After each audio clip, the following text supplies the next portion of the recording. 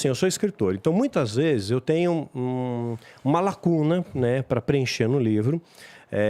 Eu tenho que concluir um capítulo e eu durmo pensando naquilo. Eu falo, pô, como é que eu vou terminar esse capítulo? E eu acordo com a ideia. É como se meu cérebro à noite trabalhasse, juntasse os pontos, de repente eu acordo, pô, já sei como. E aí eu escrevo. Né? Então, assim, eu creio, né, que quando eu estou dormindo, né, o meu inconsciente está mais ativo e o meu consciente está dormente. Então, aí eu ativo uma capacidade de memória maior e eu acabo tendo acesso a informações que antes eu não tinha, porque o nosso cérebro capta tudo. Né? Você vê tudo, só que você não registra tudo, porque a gente não consegue agrupar todas as informações, mas elas ficam no banco de memória inconsciente. Então, eu acredito que às vezes a gente acessa esse banco de memória e traz algumas respostas para a gente também. Aí eu entendo exatamente o seguinte, tá? O que é o inconsciente, na verdade? O inconsciente é assim, eu acho que forma opiniões sobre algumas coisas. Sim. Por exemplo, você tem uma visão do Igor, eu tenho outra. Por quê? Porque você viu ele fazendo tais programas de tais formas. Eu fiz de tal outra. O cara que trabalha ali, né, que faz os drinks, ele tem outra ainda, porque ele passa o dia inteiro com ele.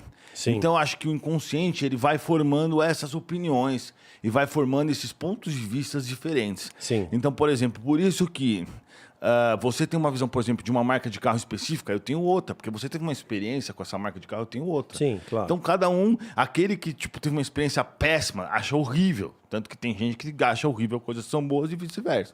Porque é muito relativo. Eu acho que aí está o inconsciente. Essa questão, por exemplo, que você disse, que quando você dorme, você acorda já bem definido, eu entendo exatamente o seguinte, isso pela literatura de André Luiz, de Chico Xavier. Tá. Quando a gente dorme, a gente sai do corpo e vivencia experiências no mundo extrafísico.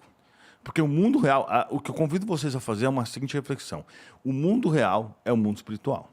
O mundo daqui é uma cópia meio mal feita, né? O mundo das ideias... Meio Platão. Exato, que Platão fala, é o mundo espiritual.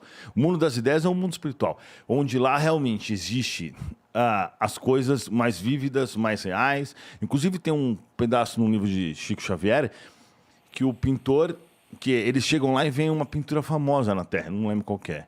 Aí eles falam, caraca, essa pintura é cópia daquela que está na Terra, né? O Espírito fala, não, é o contrário, né? A que está na Terra é cópia da daqui. O cara estava desdobrado. É um espelho do céu, né? Olhou e falou, nossa, mas que pintura bonita. Foi lá, acordou e fez isso. Então, por exemplo, tem aquela Arquiane, já viram aquela pintora? Aquela sim, ela pintou até o Príncipe da Paz, né? Isso, pintou Jesus? Sim, pintou ela Jesus. falava o quê? Que ela sonhava com isso, ou então ela acordava com essas imagens na cabeça.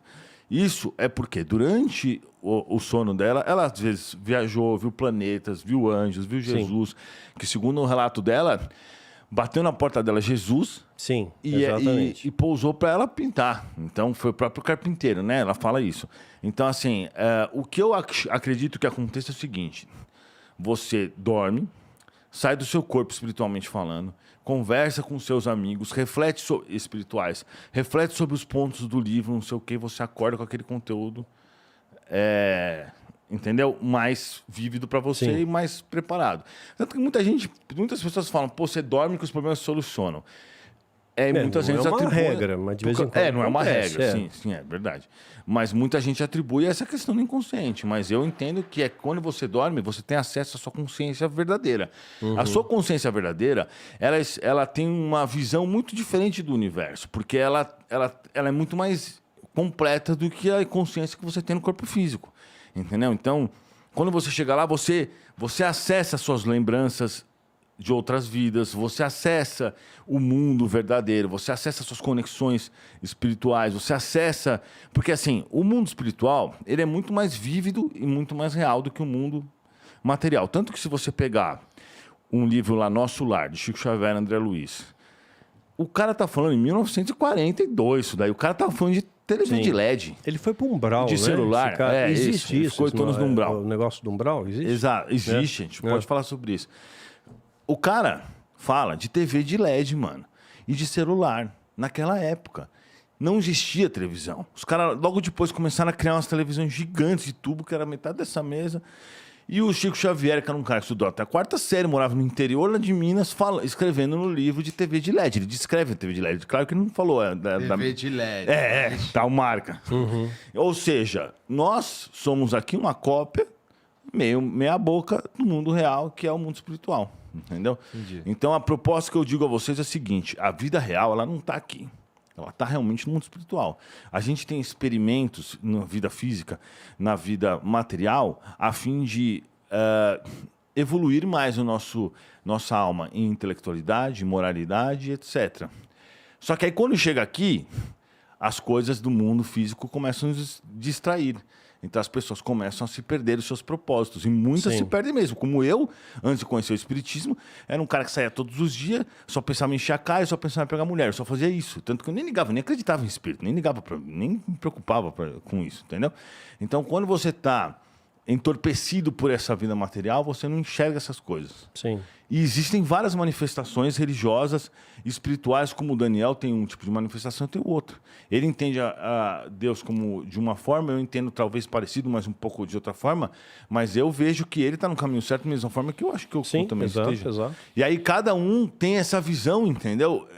De religiosidade.